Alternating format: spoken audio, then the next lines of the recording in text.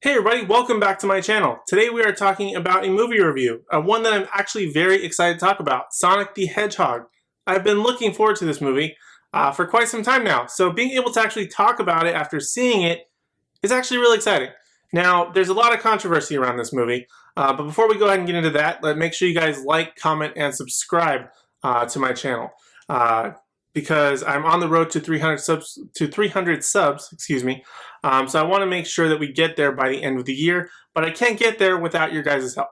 So make sure you guys share this video with all of your friends and family. Make sure that they subscribe because we want to get to that goal, and I can know that you guys like these types of videos.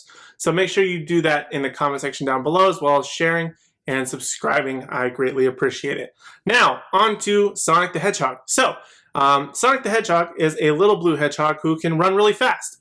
And he has this evil doctor guy who is after him and wants his power for various reasons. That's essentially the story of the video game based on SEGA back from the 90s that I absolutely love and adore those games. I used to play Sonic Spinball a lot. Sonic 1 and 2 was a lot of fun. But this is essentially the film version of that story. Now, there's a lot of different things that have changed to be able to adapt this to the big screen. One of which was the most controversial, was the original design of Sonic for the big screen. Now, this divided a lot of people. Actually, didn't even divide them. It more was just absolutely hated by everyone who viewed the very first trailer for this Sonic the Hedgehog. Hated so much, in fact, that the studio decided to go back and redo the entire VFX of Sonic to be a more accurate version to what we've seen in the past in both cartoons and video games in order to please audiences. Ended up pushing back the release date to this Valentine's Day that just passed, and it was just released, so it finally came out, and now I get to talk about it after talking about being so excited about the prospect of Sonic and what it could be meaning for films. So now that it's come out, let's talk about Sonic the Hedgehog. So first of all, absolutely have to give it to the VFX studio for being able to go in, re-update all this look of Sonic to be more accurate to what we know and love. Have to give it to them. Number one, for doing it in the time frame that they did it, being able to have that turnaround and listen to fans. Although my only caveat to that is part of me, just the tiniest piece of my heart, and this is going to be probably pretty controversial, I wish they would have just stuck to their guns, that this is the design of Sonic that we're going with. You kind of got to deal with it, because there's something I'm going to talk about later that will affect this, but we'll talk about that in a little while.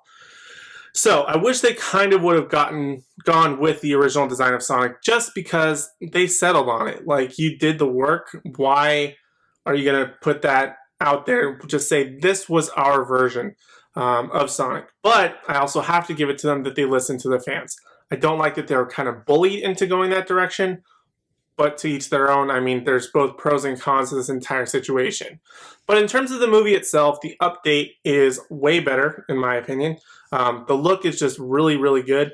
My only nitpick about that look, the new one, is that it does seem very cartoony, even though he's supposed to be in the real world, which is why I would have preferred to see that original version from the studio. But that's just something that we could deal with later on. If they release the OG Sonic design cut, or whatever you want to call that hashtag, release the original Sonic, whatever you want to call it, I would have loved to see how it would have played on screen to have that original design. This updated design was really good, though. It just looked a little bit cartoony at times. I think it was just that cartoon eyes that just didn't quite look right. But it still looked awesome. Absolutely loved it. Now, for the interaction of what happens in the film, Jim Carrey's Dr. Robotnik was absolutely amazing. Very manic, very kind of everywhere, but it was also very reminiscent of the character. People say 90s Jim Carrey is back. Kind of. I mean, it's still Jim Carrey, but it's just like he gets to be wacky in every possible way. He does this sort of like dance scene in the middle of the movie towards the endish that I felt was easily probably the best part to go to the bathroom, or if you just wanted to completely cut that out and leave it on the cutting room floor. It really wasn't necessary. I don't really see the whole point of what that scene was. It even shows it in the trailer, but that whole part could have been completely cut, and we still could have kept the very quirky character that we got. Now, towards the end of this movie, this isn't really a spoiler, again, because in the trailers, we do get that sort of classic Robotnik look for Jim Carrey's character. So the extra big mustache, bald head, things like that, that we get to see, which was really cool. Now, for the rest of the human characters, this is where the story kind of gets a little bit interesting. So I feel like this movie kept the formula of just about every kid's movie you could pretty much imagine, whether it be Alvin and the Chipmunks, the Smurfs, you name it, it pretty much follows that formula of this character is not in their element, and we're kind of working with the actual live action ones. In this case, it was James Marsden, who also did kind of a similar thing with Hop back in the day, whereas Russell Brand was voicing the little Easter Bunny character, whereas now Ben, I forget his name, Schwartzman, something like that, is voicing Sonic. So now if we compare the two, I feel like James Marsden does an amazing job in playing against these cartoon characters. I actually think he's probably one of the best at it, surprisingly.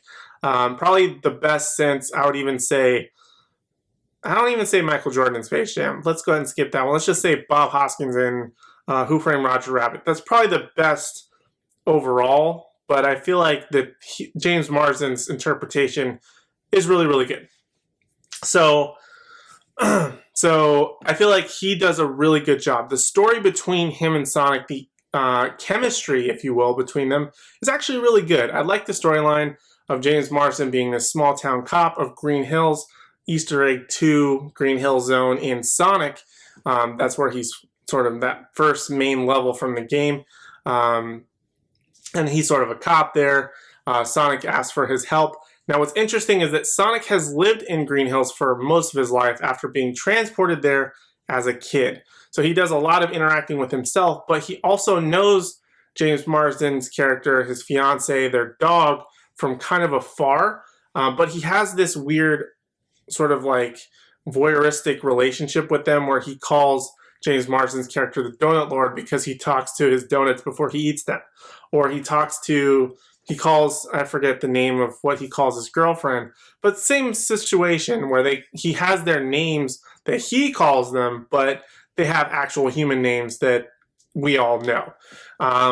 So I thought that was a really interesting dynamic that Sonic has been here for a while, but now he's actually getting interacting, I guess I should say, with the real world and being able to talk to people, being able to have interactions, creating a bucket list for himself in this movie as we go through here. But the relationship between James Marsden and Sonic is actually very genuine and actually very sweet. There's a scene at a building in San Francisco where they kind of have this sort of like goodbye-ish moment, but the way that they kind of play it is that like we're kind of two guys, we're not going to say goodbye in that sentimental way. So I thought that was kind of a cute little interaction between them, especially after their journey that they have throughout the movie. That's not the very end of the movie, but just so you get an idea of their relationship. Now, everything else in this movie is fine.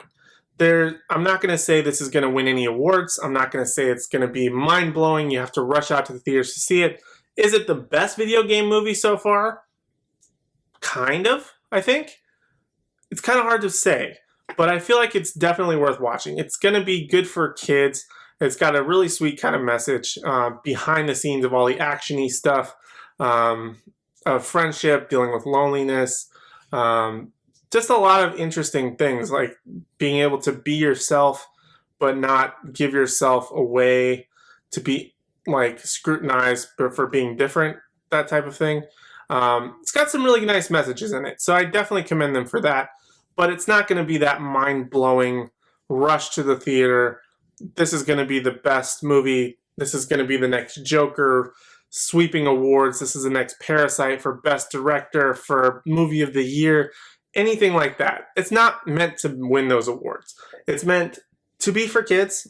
and it is for kids, but it also gives a lot for the adults watching it who love Sonic, who love different aspects about the character. You're going to get a lot of Sonic isms in this, and it's totally worth the price of admission alone. So I'd highly recommend checking out Sonic. It's totally worth a watch. And now I'm going to get into a little bit of a spoiler-y thing that happens in a mid-credit scene. So if you've seen the movie, you probably already know this if you stuck around. If you didn't, that's fine. If you want to know, that's great. If you don't want to know, stop now. And make sure you let me know your thoughts and opinions down in the comment section down below. I would love to know what you thought about Sonic. Was it totally worth it? Did it still disappoint despite the refresh in VFX? Let me know. Now, onto the spoiler. So essentially in the mid-credit scene, the portal opens up, like the ring. Sonic uses these rings as portals to get to different dimensions and different worlds. Now, at the end of this, one portal opens up at the Green Hills city area, and out pops Tails, which was super exciting. I love that design. He looked amazing. Again, I wish we would have gotten to see, if this was the story they were going with, I would have loved to have seen the Tails that would have stayed from the original design. I hope that's going to be something special feature in the DVD, Blu-ray, whatever you want to call it. I really hope we get to see some more info on that. But Tails shows up and saying, oh, he's around here somewhere. He takes off with his tail spinning and just flies off into Green Hills. It's an amazing scene. It's only about 30 seconds, a minute and a half, whatever you want to call it. But it's totally worth sticking around for, and I highly recommend that. It sets up a sequel in a way, but it's not saying we're guaranteeing a sequel. But now that Sonic could possibly have Tails involved, how do they know each other? Do they actually know each other? Will Knuckles be involved down the line? There were some earlier characters in the movie that kind of looked like a Shadow type character, or Knuckles-ish, that were coming after Sonic when he was a kid. But there's a whole world of possibilities here, and I'm really excited for the future of Sonic. Totally worth checking out. Even if you're a massive fan of Sonic, you've probably seen it already. If you were contemplating if I should go to the movies and buy a ticket to go see Sonic, you're not going to have a bad time with Sonic. I don't think it's a bad movie in any regard. It doesn't feel overly campy. It doesn't feel like it's bad in any particular way. It's just not going to be the mind-blowing blockbuster of an Avengers Infinity War, of an Avengers Endgame, of a Parasite, of a Joker. It's not going to be that level, but it's still totally worth checking out, and I highly recommend it. I can't wait to see it again. I'm really excited to nitpick through the movie and be able to see all the little details all over again. The hidden things that I missed completely the first time. But I love Sonic. Highly recommend checking it out. Again, if you have seen it, if you stuck around through the spoilery section here, make sure you let me know your comments, your thoughts and opinions down in the comment section down below. I want to know if you like this movie, if you felt like the VFX were totally worth it, if the story was just okay, but the visuals and them taking the time to update Sonic was worth you going and seeing it. In my personal opinion, and actually another YouTuber, Andre, Black Nerd Comedy, said this in his review, I believe, that if you nitpicked and said something bad about the original comic or Sonic design, and then once they refreshed it, you said it was great, you kind of have to go see this movie because they did this for you. They put in that effort, they put in that extra money for you to go and say, I'm happy with what this product looks like. Now you can decide on what the movie looks like, what the story is. So I kind of agree that if you did that online, you kind of have to go see this movie. Not that it's a pressure thing. I mean, obviously you can do whatever you want in your life. I'm not going to force you, but I feel like you should see this movie if you were any of those people online, that you now have to go see that movie, judge it, and say, this was the movie that I wanted, this was the movie that was not good, whatever the case may be, but you have to go and appreciate that hour and a half runtime that they put up and refresh that VFX, because that was not an easy task, and those VFX artists are drastically underpaid in comparison to what a lot of these other people are making in Hollywood. So I highly recommend checking out Sonic. Make sure you do so. This video's gone way too long already, but I was just really excited for this movie, and I really wanted to talk about it more in depth. And I felt like it deserved it. It felt like it would deserve the cost of the ticket, felt like it deserved this long video that you've sat through now. But check it out. I highly recommend it.